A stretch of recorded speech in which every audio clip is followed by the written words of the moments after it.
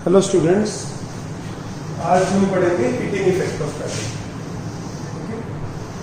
इसके न्यूमेरिकल्स भी और इसकी प्रैक्टिकल एप्लीकेशंस भी। तो बेटा क्या होता है कि current can produce heating effect. जैसे हम आयरन यूज करते हैं, गीजर यूज करते हैं, हीटर यूज करते हैं। All are the applications of heating effects of pattern. Okay, तो पहले इसका न्यूमेरिकल क्वेश्चन देखो। ये एक डेरिवेशन करेंगे हम, एग्जाम में आ जाती है। तो जैसे डेरिवेशन को करने के कई तरीके हैं, मैं एक बार वो फॉलो कर रहा हूँ जो बुक में दिया हुआ है। तो सबसे पहले हमने पढ़ रखा है कि वर्क डन का क्या फॉर्मूला होता है, क्यूवी। ठीक है, फिर क्यू हमने पढ़ रखा है क्या होता है, करंट इनटू टाइम, आई इंटू टी लिखते हैं। वी भी हमने पढ़ रखे कि वी क्या होता है, I R, I into R. तो कितना वर्क डन हो गया, आई स्क्वायर आई। कि अगर आई करंट फ्लो कर रहा है, आर रेजिस्टेंस है, तो टी टाइम में इतना वर्क डन हो गया। वर्क डन किस में कन्वर्ट हो जाएगा, हीट एनर्जी में। तो हमारे पास हीट एनर्जी का क्या फॉर्मूला आ जाएगा, आई स्क्वायर। ठीक है, and this is called joules law of heat. ये जूल्स ने लॉ दिया था, तो डेरिवेशन इस नाम से आती है कि derive the expression for joules law of heating. तो ऐसे डेरिवेशन करोगे, हीट एनर्जी का क्या फॉर्मूला आ गया, आई स्क्वायर आर टी। तो इससे अपने को क्या पता चलता है, इसको थोड़ा ध्यान से पढ़ना है। यहाँ पर हल्का सा बुक्स में भी थोड़ी सी गड़बड़ कर रखी है, इस कॉन्सेप्ट को समझो बेटा अच्छे से। मैंने आई स्क्वायर आर और वी स्क्वायर बाय आर में भी ये बातें आपको बताई थी कि देखो जूल्स लॉ ऑफ हीटिंग क्या कहते हैं, पहले इसकी बात सुनते हैं, फिर और मैं आपसे एक्स्ट्रा डिस्कस करूंगा कि जो हीट है वो directly proportional to I square है, directly proportional to R and directly proportional to time है। कि जितना ज्यादा करंट उतनी ज्यादा हीट, जितना ज्यादा रेजिस्टेंस उतनी ज्यादा हीट, और जितना टाइम होगा उतनी ज्यादा हीट। ओके, तो बेसिकली बुक में भी अच्छे से बात लिखी हुई है। फॉर कांस्टेंट करंट, अगर आई को आप कांस्टेंट मान ले तो heat produce will be directly proportional to R. ठीक है, इफ आई इज कांस्टेंट। तो जूल्स ने ये बात बोली थी, बट हम आई को तो लिख सकते थे वी बाय आर। ठीक है, एनर्जी क्या होता है, पावर इनटू टाइम। हम कुछ क्वेश्चन भी कर चुके हैं इसके, energy is equal to power into time. अब जैसे आपका बल्ब चल रहा है, उसकी पावर है 10 वोल्ट, और मान लो वो 1 मिनट के लिए चल रहा है, तो वो कितनी एनर्जी यूज कर रहा है, 10 इंटू 60 सेकेंड, 600 जूल। ठीक है, तो वो एनर्जी किसमें कन्वर्ट हो रही है, electrical energy. Okay, sorry, electrical energy किसमें कन्वर्ट हो रही है, लाइट एनर्जी में, in the case of bulb. तो ये बात बोली गई इस लॉ के बाद कि जो हीट प्रोड्यूस होगी, जो हीटिंग डिवाइसेस है, वो heat directly proportional to resistance होगी। कि more the resistance more will be the heat produce. वो जूल्स लॉ ऑफ हीटिंग से हम बताते हैं। ठीक है, तो बट बल्ब के केस में तो हीटिंग नहीं हो रही, बल्ब के केस में पावर किस में जा रही है, कि इलेक्ट्रिकल एनर्जी लाइट एनर्जी में कन्वर्ट हो रही है, और हीटिंग अप्लायंसेस में क्या हो रहा है, इलेक्ट्रिकल एनर्जी किस में कन्वर्ट हो रही है, हीट एनर्जी। तो ये बोला गया कि heat is directly proportional to resistance. ठीक है, बट ये बात साथ में ये भी याद रखोगे, when current is constant. Otherwise जब इलेक्ट्रिकल एनर्जी हीट एनर्जी में कन्वर्ट होगी, we can write power into time. ये अब आपको सीखना है। अब पावर का हमने I square R P formula पढ़ा था, हमने V square by R P पढ़ा था। तो for constant current heat is directly proportional to R, but for constant voltage heat will be inversely proportional to R. ये चीज भी साथ में ध्यान रखनी है कि heat is not always directly proportional to R. Heat is proportional to R when I is constant, when V is constant heat is inversely proportional to R. थोड़ा बेटा इस बात को अपने माइंड में रखोगे। क्लियर है बात? तो दोनों केसेस में यही तो हो रहा है कि हीट एनर्जी कहां से मिल रही है, इलेक्ट्रिकल एनर्जी से। फॉर्मूला हमने यूज किया पावर इनटू टाइम। कि हीटर है मान लो 1 किलो वोल्ट का, तो वो 1 घंटे में कितनी हीट एनर्जी प्रोड्यूस करेगा? 1 kilowatt hour, power into time 1 kilowatt power 1 hour time.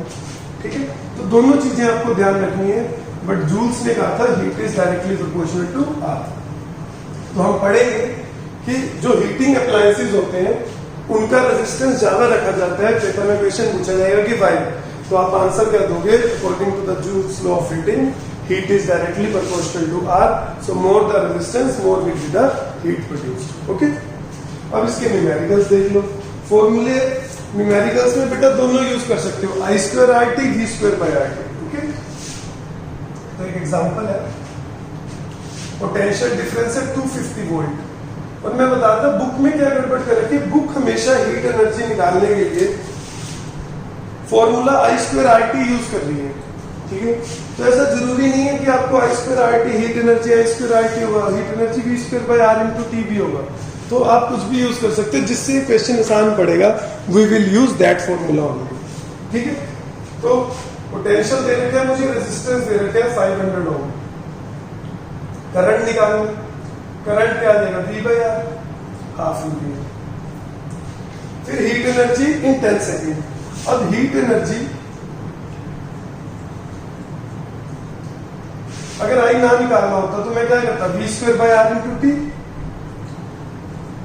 Answer same आएगा दोनों से। आपको ये देखना किससे आसान पड़ रहा है। मानो हमने करंट ना निकालना होता, हमारे पास V था, R था, T था, हमने फॉर्मूला यूज करते। आंसर क्या आता? 250 इंटू 250 कितने सेकंड में बोला? 10 सेकंड में। 1250 जूल आ गया आंसर। ठीक है, I स्क्वायर आर टी से करके देख लो, उससे भी सेम ही आंसर आएगा। Answer will not change. Half into 500 into 10। ठीक है, ये हो गया 5। ओके, ये हो गया 250। Answer will be same. ठीक है, तो कोई रूल नहीं है कि हमें I square R T use करना है, इस बात का बस आपको ध्यान रखना। ओके बच्चा, अब आगे देखो और एग्जांपल। मतलब वही पावर वाले क्वेश्चन है, हम एनर्जी निकाल चुके हैं, we are doing the same work. Question है कि हीट प्रोड्यूस निकालनी है अपने को when 96,000 coulomb of charge is transferred in 1 hour. इतना चार्ज दे रखे, टाइम दे रखे 1 आवर, पोटेंशियल डिफरेंस दे रखे 50 वोल्ट। हीट निकालने के तो इस क्वेश्चन को अपन कैसे कैसे करेंगे कि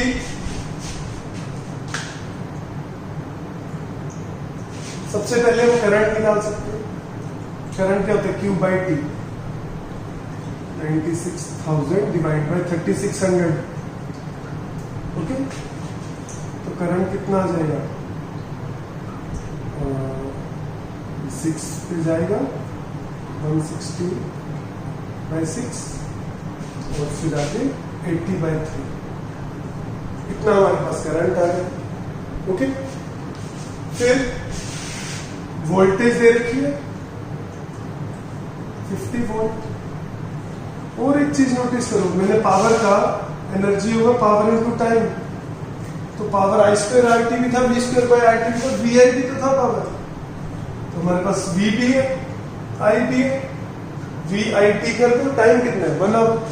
आवर को चेंज कर देना जूल्स में। ठीक है, आगे बात समझ। V है, I है, पावर आएगा, पावर को टाइम से मल्टीप्लाई कर दो तो हमारा आंसर आ जाएगा। और क्या कर सकते थे हम? ये सब लंबे मेथड है जो भी आप कर रहे हैं। सबसे पहले आपके दिमाग में ये आएगा, हम आई निकालेंगे और पावर वी है उसको टाइम से मल्टीप्लाई कर देंगे। और लॉन्ग मेथड क्या हो सकता था कि आर निकालो। आर क्या होता है? We by are. वी भी है, आई भी है, आर आ जाएगा आपका। अब आई है, R, you can use I square R T. Okay, it would be a long method. तो सबसे आंसर सेम आएगा, आप ट्राई करके देखना। अब मैं आपको बिल्कुल ही एक सिंपल सॉल्यूशन दूंगा। हमने शुरू में फॉर्मूला पढ़ा था QV। मैंने आपको कहा था इन क्वेश्चन में फॉर्मूला भी ध्यान रखना है। तो कितना वर्क डन किया है, क्यूबी, क्यूबी पता है, वी भी पता है, वर्क डन सारा का सारा किसमें कन्वर्ट हो जाएगा, एनर्जी में। तो वन लाइन में you will get the answer. Time का कोई रोल ही नहीं है। टाइम एक्चुअल में क्या हो रहा है, एक बार हम टाइम से मल्टीप्लाई करते हैं, एक बार टाइम से डिवाइड करते हैं, ओके। इसलिए टाइम चाहे 1 आवर दिया होता, चाहे 2 आवर दिया होता, हर केस में आंसर क्या आता, क्यूबी, ओके। तो ये चीज भी आपको ध्यान रखनी है।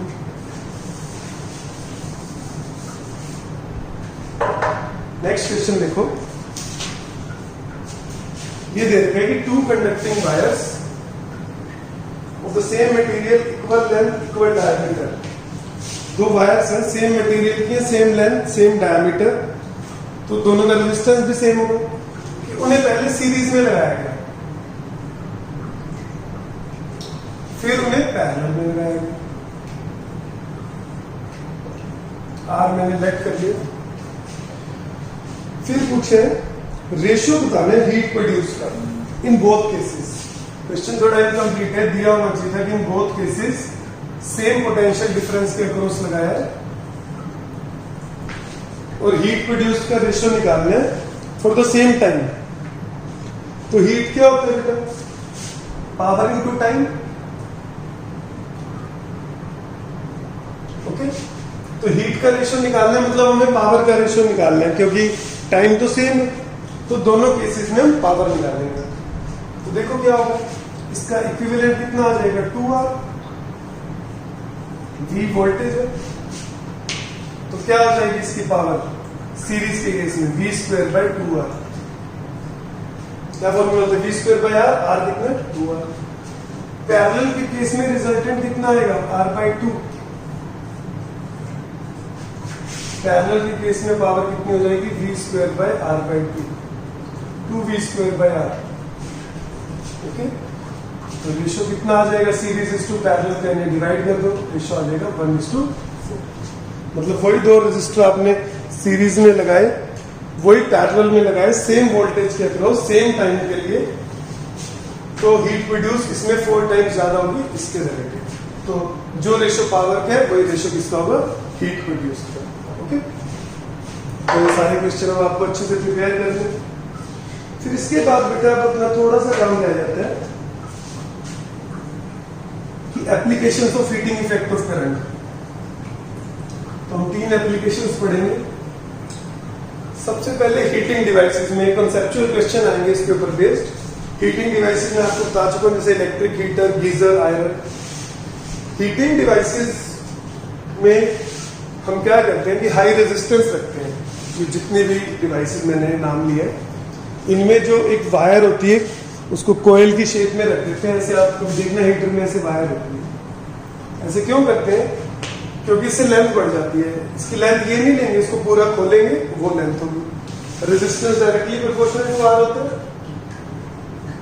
तो ज्यादा लेंथ ज्यादा रेजिस्टेंस। फिर इनमें जो मटेरियल यूज करते हैं, तो सबसे पहली बात क्या है कि हीटिंग डिवाइसेस में रेजिस्टेंस ज्यादा होना चाहिए ताकि ज्यादा हीट प्रोड्यूस हो। हमने ऐसी कोयल ली रेजिस्टेंस बढ़ाने के लिए। और ये जो कोयल बनी होती है, जिस मटेरियल की कोयल बनी होती है एलॉयस से। मैंने आपको एग्जांपल बताया था एलॉयस के, नाइक्रोम, कॉन्स्टेंटन, मैंगनीज। क्यों एलॉयस से बनी होती है, मैंने आपको बताया था कि एलॉयस की रेजिस्टिविटी क्या होती है, हाई।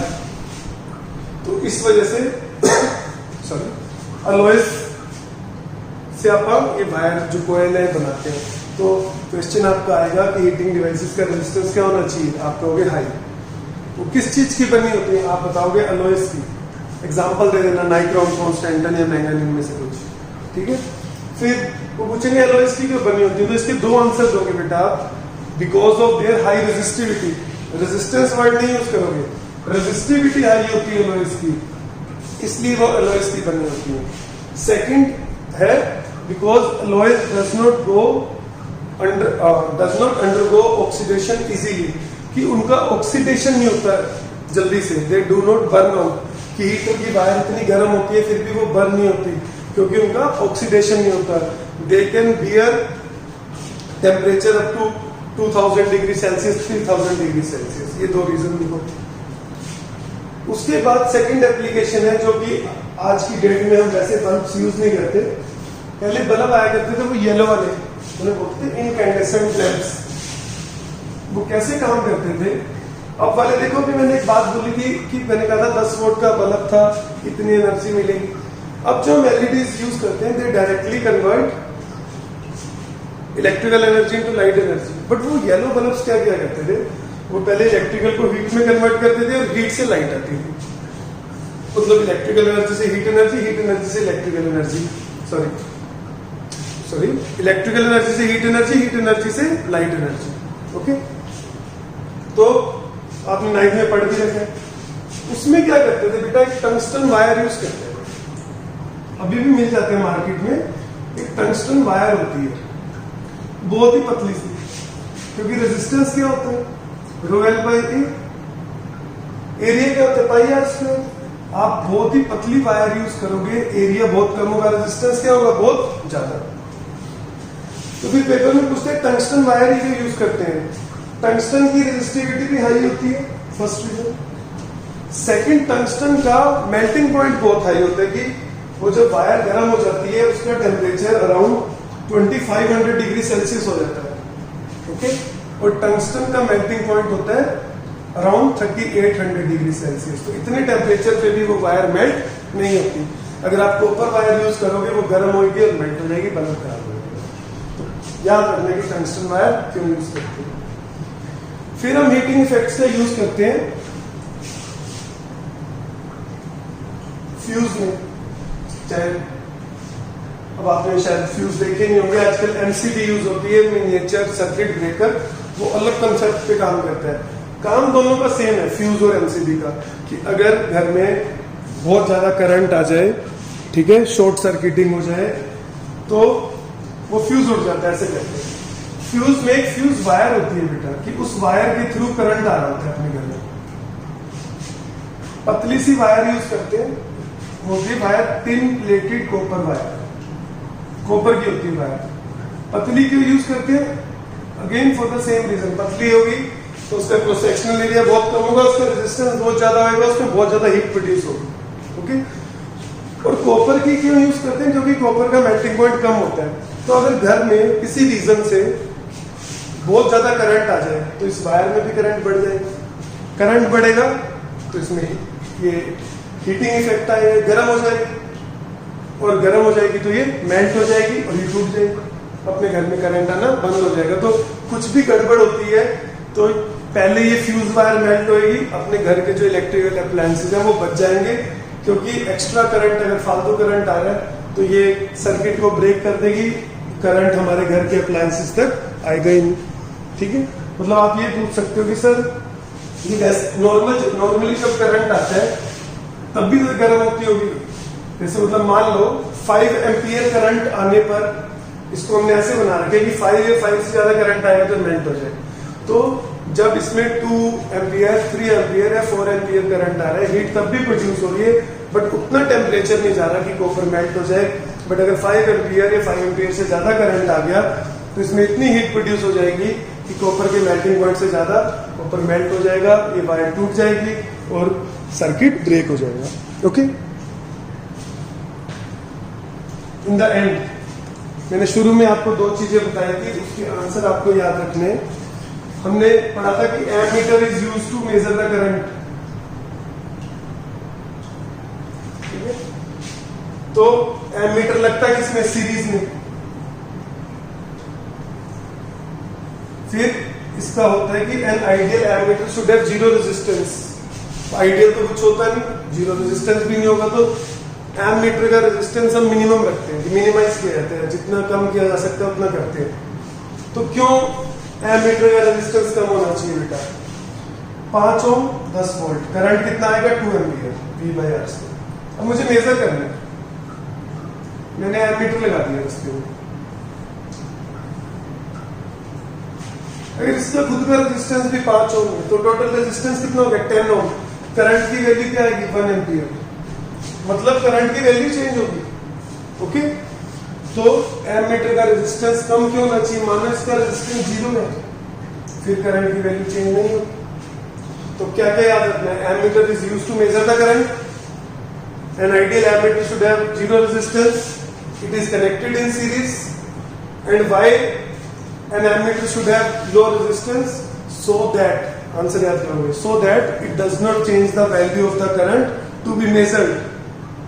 कि जो करंट हमने मेजर करना है उसकी वैल्यू चेंज ना करें. ठीक है, यहाँ से आपको समझ आना चाहिए कि अगर रेजिस्टेंस एमीटर का ज्यादा होगा तो जो करंट मेजर करना है उसकी वैल्यू चेंज हो जाएगी.